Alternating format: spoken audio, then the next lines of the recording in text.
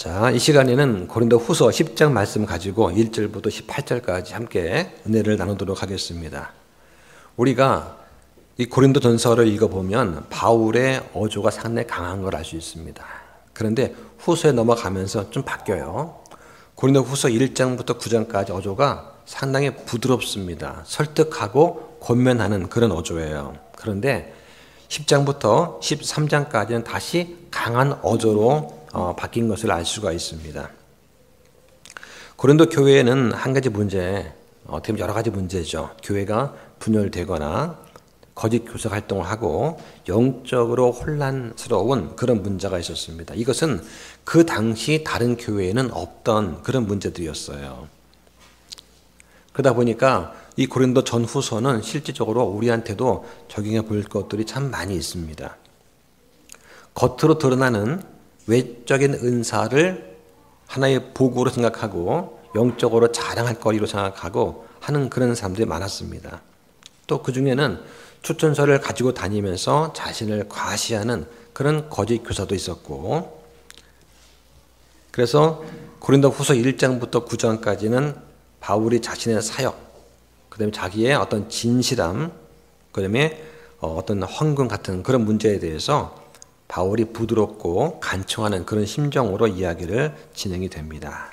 그리고 10장부터 13장까지는 직접 거짓 교사들을 대적하는 그런 어조가 되기 때문에 좀 강한 그런 인상을 줍니다.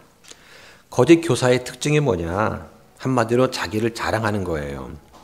이 자랑한다는 말이 야고보서에는 2번 나오고 바울 서신에는 35번 정도가 나옵니다. 이 바울은 예수님만을 자랑 안 했습니다. 또 자기를 자랑한다 할지라도 그것은 자기의 연약함을 자랑하는 것이었습니다. 오직 예수 그리스도만 높이고 예수님을 아는 것을 자랑하려고 애를 썼어요. 그래서 고린도전서 1장 31절에 보면은 자랑하는 자는 주를 자랑할지니라. 그러니까 그리스도를 나의 구주로 안다는 사실을 자랑하라는 거예요. 오늘 본문 10장 17절에도 자랑하는 자는 주를 자랑할지니라 이렇게 얘기를 하고 있습니다. 자, 이 말씀이 예레미야 9장 24절을 인용한 거예요. 한번 찾아볼까요? 예레미야 9장 24절을 보시죠. 여기 보니까 오히려 자랑하는 자는 이것, 즉 자기가 깨달아 나를 아는 것과 또 내가 땅에서 인자함과 판단의 공의와 의를 베푸는 주라는 것을 자랑할지니라. 나는 이 일들을 기뻐하느니라. 주가 말하노라. 이렇게 말을 하고 있습니다. 여기서 안다는 것을 잘 보셔야 돼요. 그러니까 영어로 번역해 보면은 주를 자랑하는 자는 이것을 자랑하라. 즉 자기가 깨달아서 나를 아는 것, 또 주께서는 판단의 공의와 의를 베푸시는 그런 주라는 것을 아는 것을 자랑하라. 이런 뜻이에요. 그래서 하나님께서는 인자하시고 공의와 의를 베푸는 분이다.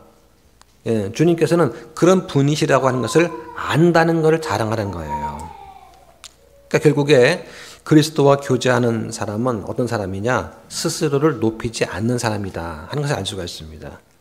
근데 어느 순간 스스로를 높이고 자기가 이루어낸 업적을 자랑한다면 그럼 지금 저 사람은 지금 그리스도와 교제가 끊어져 있구나 이렇게 생각할 수가 있습니다.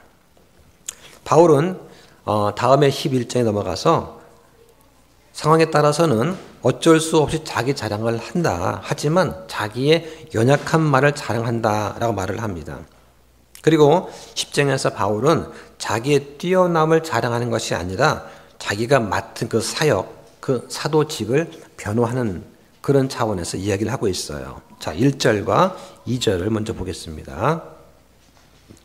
이제 나 바울은 그리스도의 온유함과 부드러움에 힘입어 직접 너희에게 간청하노라. 내가 너희 가운데서 얼굴을 마주하고 있으면 비천하고 떠나 있으면 너희를 향해 담대하지만 너희에게 간청하노니 내가 너희와 함께 있을 때에 그 확신을 가지고 너희를 담대히 대하지 않게 하라. 그러나 우리가 육체를 따라 걷는다고 우리에 대해 잘못 생각하는 어떤 자들에게는 내가 그런 확신을 가지고 담대히 대하려고 생각하노라. 자, 여기서 1절 말씀에서 이것은 사실 바울을 대적하는 사람들의 주장을 염두에 두고 하는 말입니다.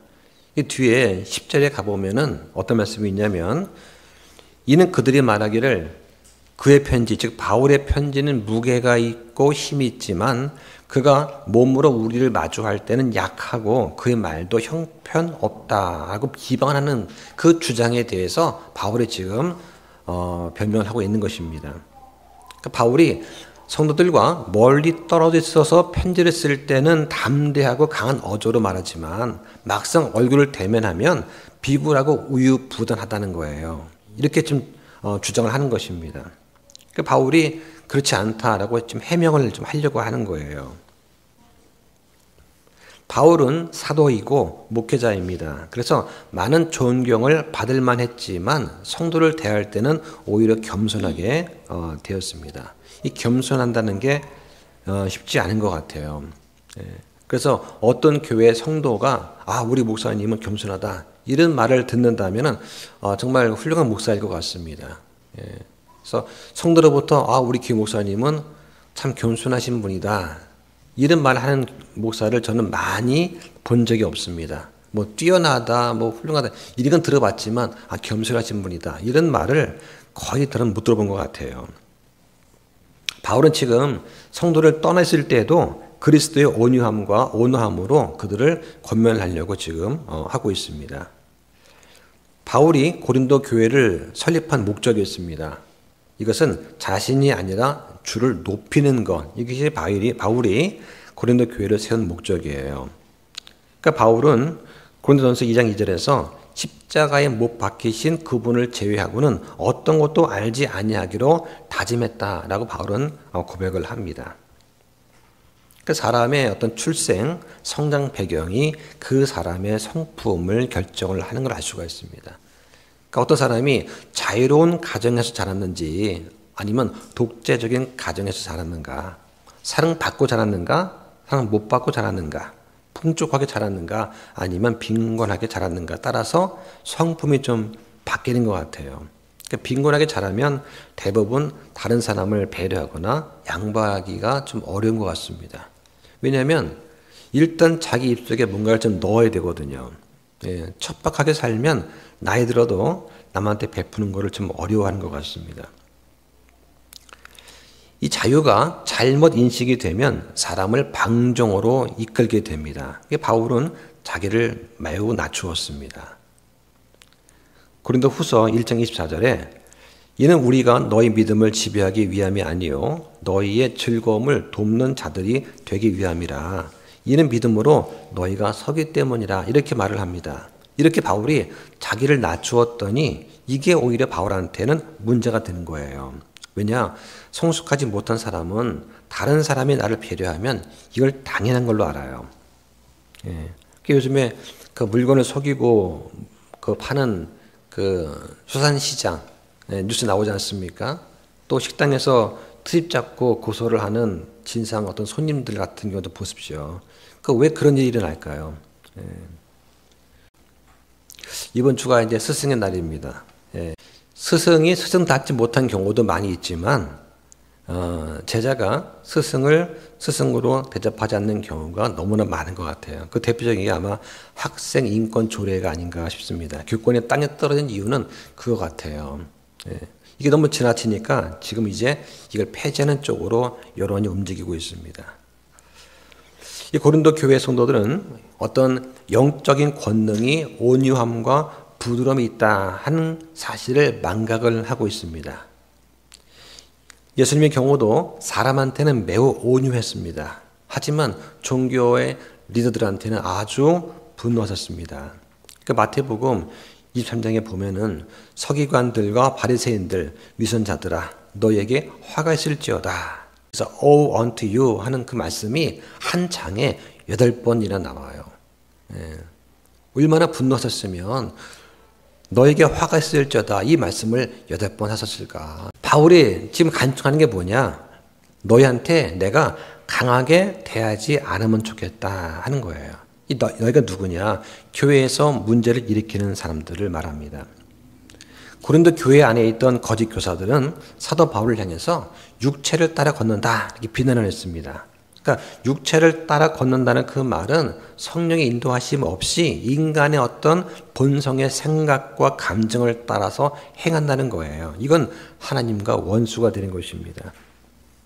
그러니까 바울을 대적하는 사람들은 바울을 향해서 바울 당신은 이기적인 사람이요, 세속적이요, 그러한 육신의 정욕을 따라서 걷는 그런 사람이다 라고 비난을 한 것입니다. 이런 사람의 특징이 뭐냐? 자기의 수준에서 다른 사람을 판단하는 거예요. 그러니까 성경의 근거를 두기보다도 인신공격이나 거짓말로 비방을 하는 것이죠. 그렇게 함으로써 자기 입지를 좀 굳히고 더 이상 진실이 드러나는 것을 두려워하기 때문이 됩니다. 그러니까 바울은 그렇게 행하지 않았는데 사람들은 그가 육체대로 행한다라고 비난을 한 겁니다.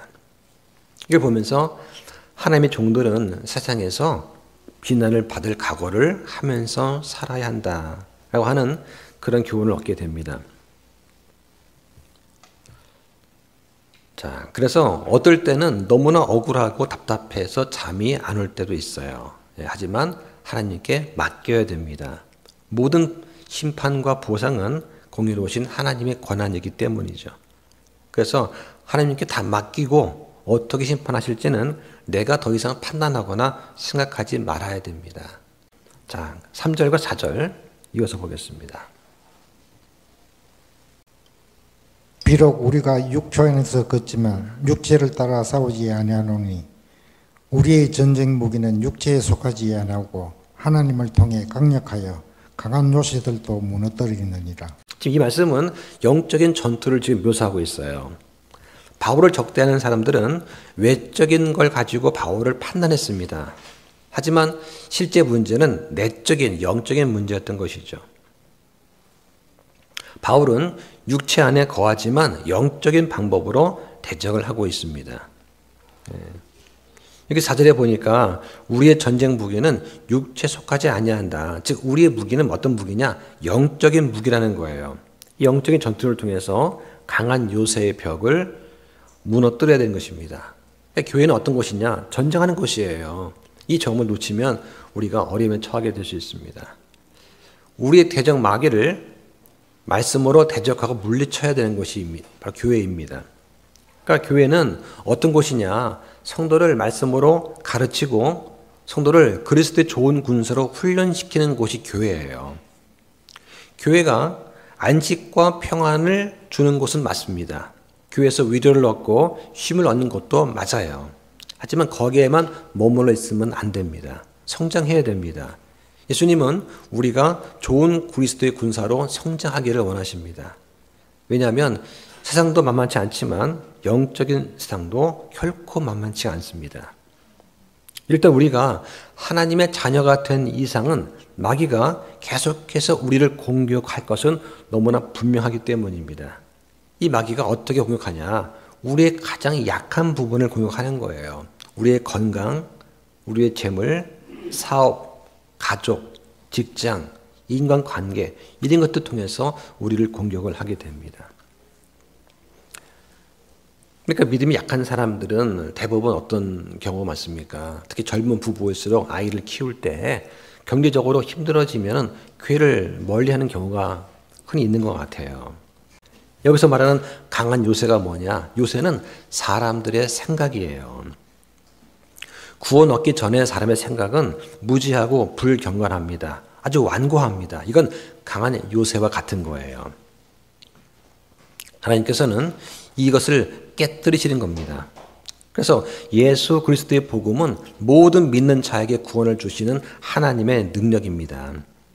이 전도는 하나님께서 사람들의 혼을 구원하는 그런 방법이 되는 거예요. 전도는 하나님의 능력으로 하는 것입니다. 그 능력은 사람들의 강한 요새, 이런 생각, 이것을 깨뜨리고 터뜨리는 다이너마이트 같은 그러한 능력을 말하는 거예요. 그러니까 우리는 전도할 때 어떻게 되느냐? 주님께서 사람들의 혼을 구원해 주시기를 기도하고 사람들의 강한 요새와 같은 그런 고정관념, 생각, 자아 이런 것들을 무너뜨려 달라고 기도를 하면서 우리는 전도를 해야 될 것입니다. 자, 그 다음 5절과 6절 보겠습니다. 우리는 상상하는 것들과 또 하나님을 아는 것을 대적하여 스스로를 높이는 모든 높은 것을 무너뜨리고 모든 생각을 사로잡아 그리스도께 순종하게 하며 너희의 순종이 이루어질 때에 모든 불순종을 응징하려고 준비되어 있노라. 자, 그리스도께 순종해야 하는 것들이 지금 세 가지가 나오죠. 첫 번째는 헛된 상상들이 있습니다. 그러니까 자기 자신의 방법대로 자기 뜻대로 생각하는 것이 있어요. 주로 과거의 경험을 바탕으로 하는 것들, 또 스스로 높이는 것이 있습니다. 예. 과거에 가졌던 어떤 직분들, 내가 왕년에 어떤 사람이었는데 하는 거, 이것들도 스스로 높이는 것입니다.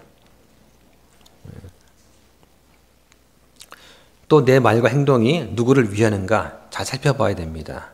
내가 말하는 것, 행동하는 것, 이게 나 자신을 가리키는 것인지 또는 그리스도를 높이기 위한 것인지 이걸 잘 생각해 봐야 됩니다.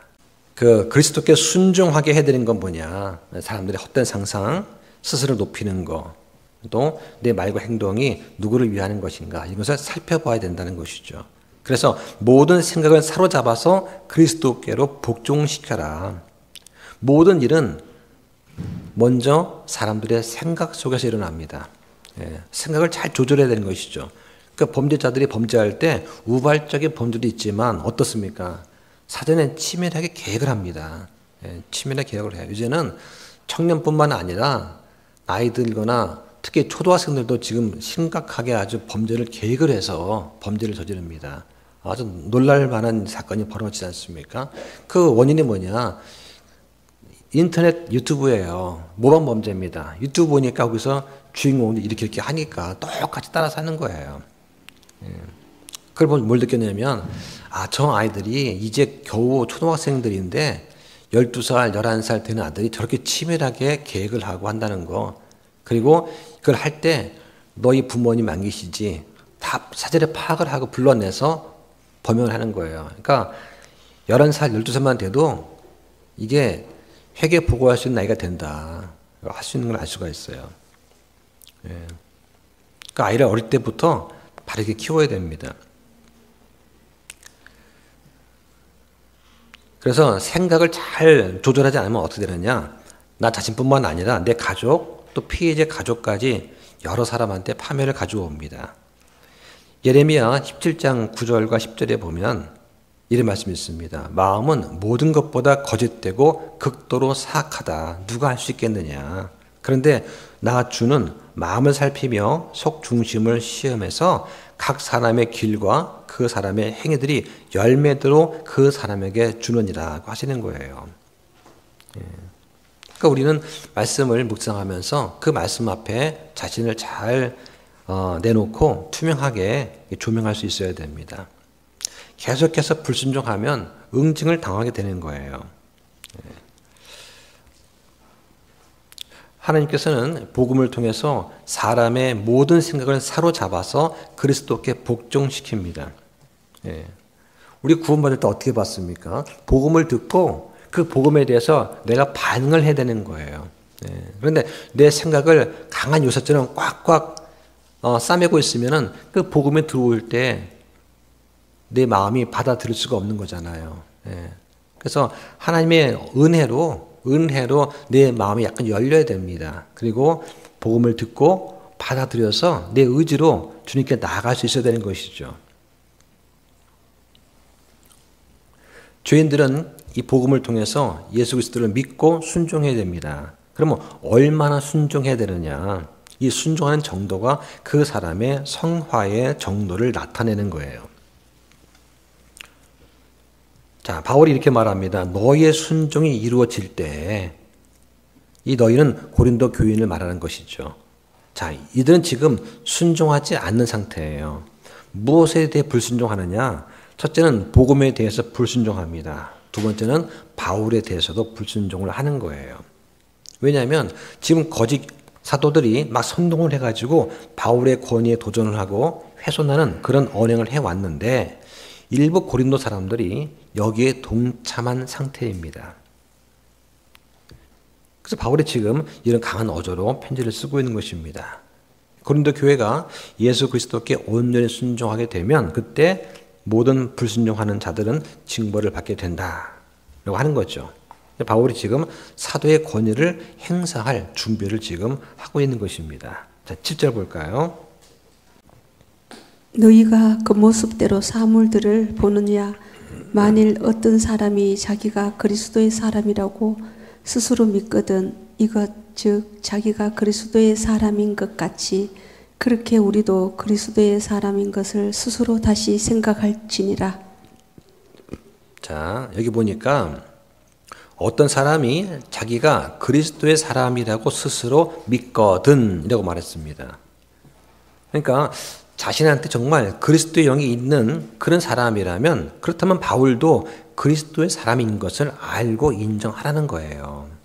당시에는 자기만 옳다고 주장하는 그런 사람들이 있었습니다. 자신만 그리스도인이다 라고 믿고 주장하는 그런 사람들인 것이죠.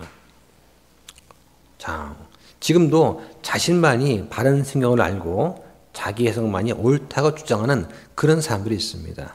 잘못된 것은 바르게 가르쳐야 됩니다. 이건 목사가 할 일이에요. 그런데 그 이유가 교리상의 차이라기 때문이라기보다는 육체적인 이기심, 자기의 명예, 자기를 높이는 마음 때문에 이렇게 자꾸 비방한다면 이건 회심을 해야 되는 부분입니다.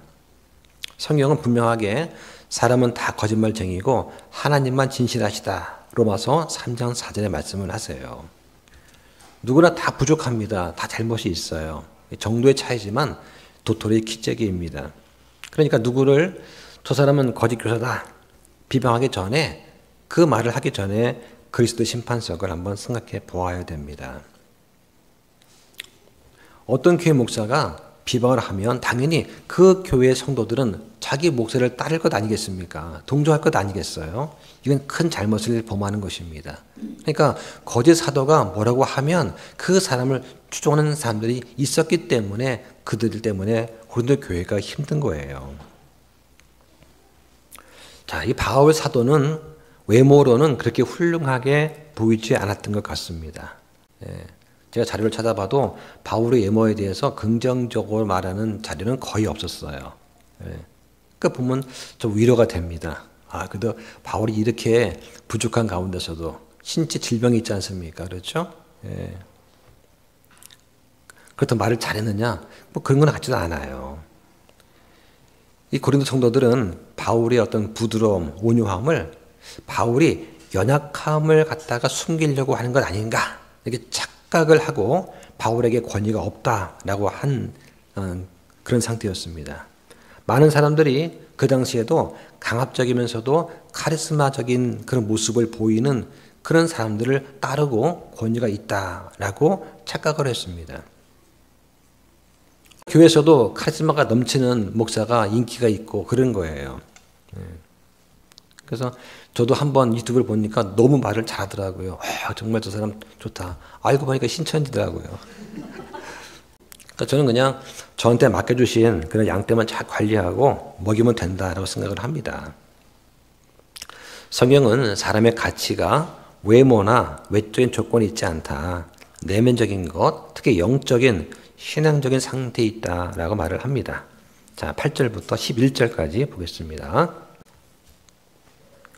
주께서 우리에게 주신 우리의 권위는 너희를 무너뜨리라고 주신 것이 아니요 세우라고 주신 것이므로 그것에 대하여 내가 조금 더 자랑해도 부끄럽지 아니하리니 이것은 내가 편지로 너희를 무섭게 하려고 하는 것처럼 보이지 않게 하려 함이라.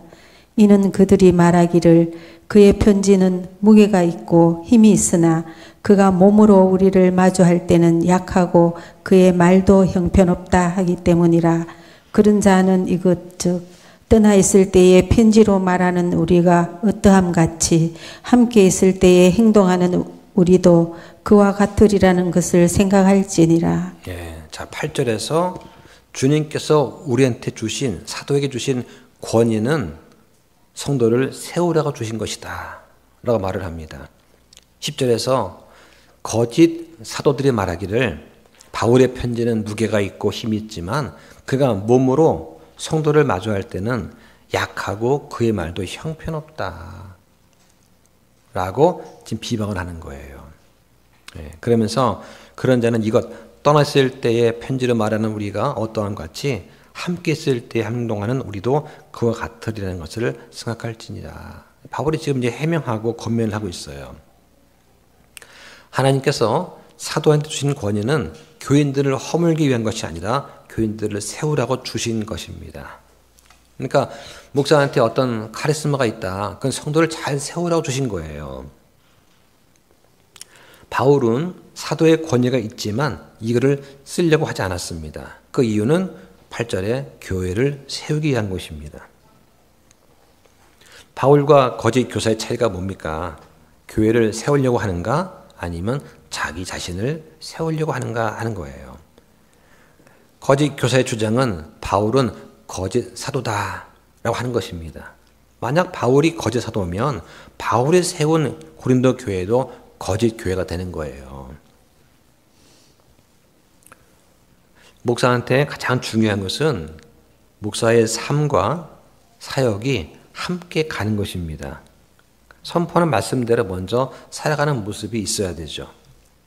따로따로 가면 위선자입니다. 저도 이렇게 배웠습니다.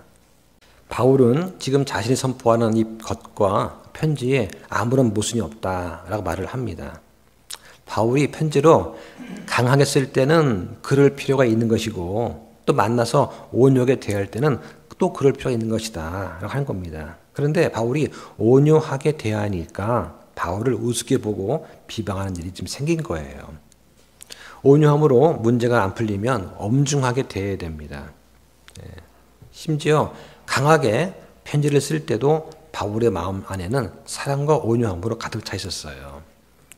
그러니까 목사들의 당면 문제 중에 하나 뭐냐, 온유와 사랑으로 성도를 대할 거냐, 강한 리더십과 통제할 것이냐, 이게 이제 고민이 되는 것 같아요. 자, 왜 그런 문제 생기냐면 교회 안에는 영적인 그리스도인은 많지 않고 육적인 그리스도는 많기 때문에 그렇습니다. 오전에 말씀을 드렸지만은 구원 받았지만 성장하지 않는 사람들이 많은 거예요. 섬김을 받기만 좋아하고 섬기지 않으려는 사람들이 많이 있기 때문에 그렇습니다. 그런데 그거면 참 다행인데 남의 일에 참견하고 소문내기를 좋아하는 그런 사람들이 교회에 많게 되면 그럼 교회가 어려워지는 거예요. 자, 그런데 목사한테 가장 중요한 것은 뭐냐? 하나님의 인정하시는 거다라고 하는 것입니다. 갈라디아서 6장 17절에 보면 이제부터는 아무도 나를 괴롭게 하지 말라. 내가 내 몸에 주 예수님의 제국들을 지니고 있느니라고 합니다. 전 처음에 이 말씀을 듣고 아니 뭐 얼마나 성도가 바울을 괴롭겠을까라고 생각을 했어요. 근데 그게 아닌 거예요. 바울은 이 갈라디아 성도들이 성장하지 못하고 믿음에 굳게 서지 못한 상태에서 계속해서 거짓 교사들에 의해서 미혹당하는 것을 지켜봐야만 하는 그런 괴로움이 있었다라고 하는 거예요. 그러니까 바울은 사도로서 또 목회자로서 성도를 바라보는데 내 양떼가 성장하지 못하고 지금 늑대 같은 거짓 교사들, 거짓 사도가 와가지고 자꾸 꿰어가고 할례도 중요하다고 말을 하면서 율법적인 행위를 강요를 하고 구원 잃어볼 수도 있다. 겁박을 주고 그러한 꾀임에 미혹당하는 그 상황을 지켜봐야만 했다는 거예요. 그런 괴로움이 있다. 근데 바울은 그리스도로 인한 고난의 흔적을 몸에 지니고 있지만 반면에 거짓 교사는 어떠냐? 육체 자랑을 위해서 할례받은 증거를 자랑했다는 겁니다. 그래서 그들의 거짓 구장, 즉 행위 구원 또는 미혹 같은 데 빠지지 말고 바른 교리를 알고 믿음에 굳게 서라 하는 것이 지금 바울의 심정인 거예요. 자, 그 다음에 12절부터 14절까지 보겠습니다. 우리는 자기 자신을 추천하는 자들과 감히 한패가 되거나 혹은 그들과 우리 자신을 비교하지 아니하지만 그들은 자기들을 기준으로 자기들을 판단하며 자기들 가운데서 자기들을 비교함으로 지혜가 없도다. 그러나 우리는 우리의 분량 밖의 것들을 자랑하려 하지 아니하며 다만 하나님께서 우리에게 나누어 주신 규칙의 분량에 따라 자랑하려 하는데 그것은 곧 너희에게까지 다다른 분량이라. 우리는 마치 너희에게 다다르지 아니한 것 같이 우리의 분량을 넘어 뻗어나가지 아니하노니 이는 우리가 그리스도의 복음을 선포하는 가운데 멀리 너희에게도 갔기 때문이라.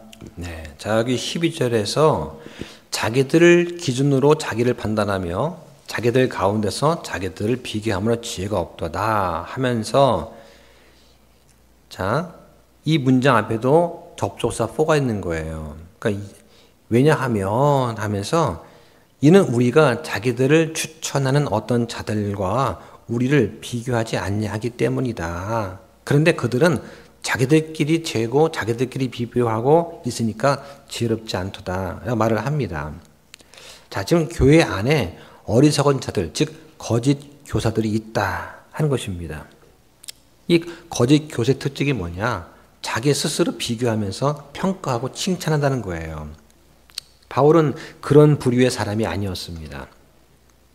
바울은 하나님의 일꾼으로 하나님의 은혜로 복음을 이방 세계에 전하다가 고린도까지 간 거예요. 그러니까 지금 바울은 하나님께서 주신 그 분량의 한계대로 지금 고린도까지 와서 지금 복음을 전하고 있는 것입니다. 다른 사람은 몰라도 이 고린도 교회 개척자인 바울은 이 고린도 교회 때문에 기뻐하고 또 주님의 은혜를 자랑할 수 있었던 거예요.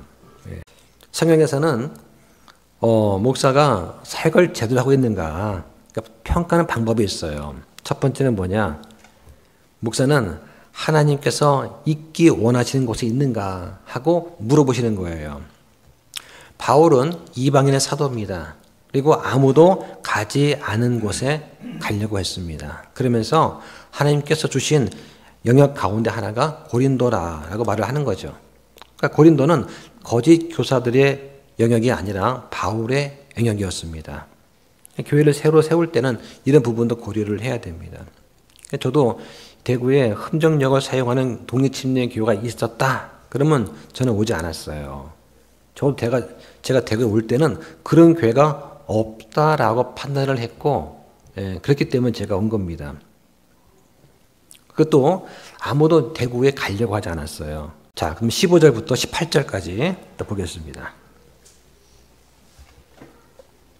우리는 우리의 분량 밖의 것들 곧 다른 사람들이 수고한 것들을 자랑하지 아니하며 다만 너희 믿음이 자라날 때에 우리 규칙에 따라 우리가 너희를 통해 넘치도록 확장되기를 바라노니 이것은 너희를 넘어선 지역들에서 우리가 복음을 선포하고 이미 예비되어 우리 손에 들어온 것들을 다른 사람의 구획선 안에서 자랑하지 아니하려 함이라. 오히려 자랑하는 자는 주를 자랑할지니 이는 자기를 추천하는 자가 인정받지 아니하고 주께서 추천하시는 자가 인정받기 때문이니라. 네, 자 16절에 다른 사람의 구획선, 경계선이죠. 경계선, 거기서 자랑하지 않는다. 그리고 17절에 자랑하는 자는 주를 자랑하라. 여기 자랑하는 자는 하고 가로치놓고 자기 대신에 주를 자랑하라. 이렇게 이해하시면 더 좋을 것 같아요. 자, 그 사역이 참된 사역인가 평가할 수 있는 두 번째 방법은 그 사역을 통해서 하나님께서 영광을 받으시는가 하는 것이 15절부터 17절까지 나와 있습니다. 혹시라도 다른 사람의 영역 안에서 활동하면서 나를 자랑하는 것은 아닌가 이렇게 한번 반성해 보라는 것입니다. 그래서 목사는 하나님께서 그 사람을 통해서 이루시려는 그 일, 즉 자기 일을 하려고 해야 된다. 그래서 자랑하는 자는 주를 자랑하라라고 하는 것입니다. 예. 자, 이 말씀이 예레미야서 9장 23절, 24절에 나옵니다. 그거 한번 다시 한번 읽어보실까요? 주가 이같이 말하노라. 지혜로운 자는 자기 지혜를 자랑하지 말고 용사는 자기 힘을 자랑하지 말며 부자는 자기 재물을 자랑하지 말라. 오히려 자랑하는 자는 이것 즉 자기가 깨달아 나를 아는 것과 또 내가 땅에서 인자함과 판단의 공의와 의를 베푸는 주라는 것을 자랑할지니라. 나는 이 일들을 기뻐하느니라. 주가 말하노라. 예, 즉 주를 아는 걸 자랑하고 주께서 기뻐하는 일을 자랑하라고 하는 거예요. 예, 이걸 하지 않고 자기를 드러내면 그 사람의 사역은 잘못된 사역이다라고 하는 것이죠. 그러면서 우리가 한 일에 대한 최종 판단은, 최종 심판은 그리스도 심판석에서 이루어진다라고 하는 것입니다. 자, 한번 찾아볼까요? 고린도전서 4장 5절 한번 보시죠. 그러므로 주께서 오실 때까지 내가 되기 전에 아무것도 판단하지 말라. 그분께서 어둠에 감추어진 일들을 빛으로 가져가 드러내시며 마음의 의도들을 드러내시리니 그때 각 사람이 하나님께 칭찬을 받으리라. 자, 이게 보니까 5절에 그러므로라고 되어 있죠. 그러므로가 뭐예요? 바로 앞에 있는 구절이 있습니다. 4절에 나를 판단하시는 분은 주시니라. 나를 판단하시는 분은 주시다. 그러므로라는 얘기입니다. 그러므로 주께서 오실 때까지 때가 되기 전에 아무도 판단하지 말라. 여기 이 문장에서는 지금 하나님의 일꾼에 대해서 비판하지 말라는 뜻으로 사용이 된 것입니다. 예. 하나님께서 받으셔야 될 영광을 사람이 대신 받으면 하나님이 그와 함께 하지 않으셔요. 자, 한번 보겠습니다. 이사야 42장 8절 보시죠. 이사야 42장 8절. 나는 주여 그것은 내 이름이시니라. 나는 내 영광을 다른 자에게 주지 아니하고 내가 받을 찬양을 새긴 형상들에게 주지 아니하리라. 네, 자, 하나님께서 받으셔야 될 영광을 사람이 대신 가로채면 안 된다는 것입니다.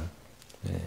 자, 그런데 설교한다고 하면서 복음을 전한다고 하면서 자기의 업적, 자기가 한 일 또는 자기가 더 드러난다면 그러면 안 되는 것이죠.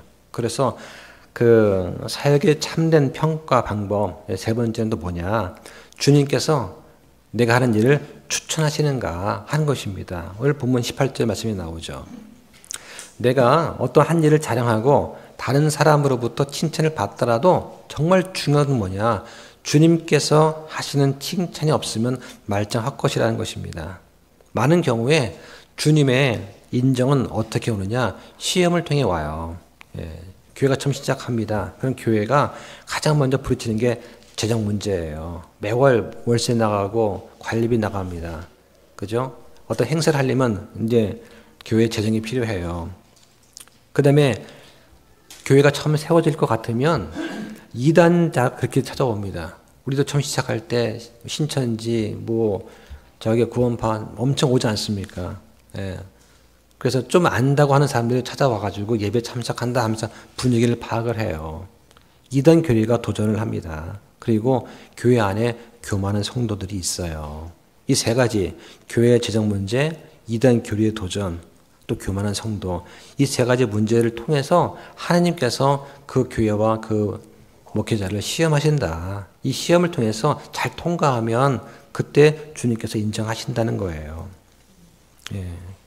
그래서 자랑하는 사람은 오직 주를 자랑하라고 하시는 겁니다. 사도 바울은 복음이 계속해서 널리 확장되었으면 하고 바라는 그런 소원이 있었습니다. 여기 15절에 너희를 통해서 넘치도록 확장되기를 바란다. 이것은 지금 바울의 마음을 보여주고 있어요. 또 주를 자랑하는 것, 그리고 바울의 전도 영역이 넓어지는 것으로 또 생각할 수 있습니다. 이 모든 일은 주님의 은혜로 이루어진다. 그러니까 바울은 자랑할 때 주님밖에는 자랑할 것이 없어요. 주님의 은혜, 주의 능력밖에는 의지할 것이 없었습니다. 그러니까 주님 앞에서 인정받는 일꾼은 누구냐? 주께서 칭찬하시는 그런 자들이다 라고 하는 것입니다. 따라서 우리는 스스로 칭찬하는 그런 사람이 되는 것이 말고 주께 칭찬을 듣는 그런 자가 되어야 됩니다. 예, 스스로 내가 이런 일을 했다, 우리가 이렇게 성장했다, 이걸 자랑하기보다는 성경에 대해서는 바른 지식, 확고한 믿음, 선한 인품을 가지도록 노력을 해야 됩니다. 이게 바로 진정으로 주님께 칭찬을 들을 수 있는 방법이라고 성경이 말씀을 하세요. 자, 오늘 여기까지 하겠습니다. 기도하겠습니다.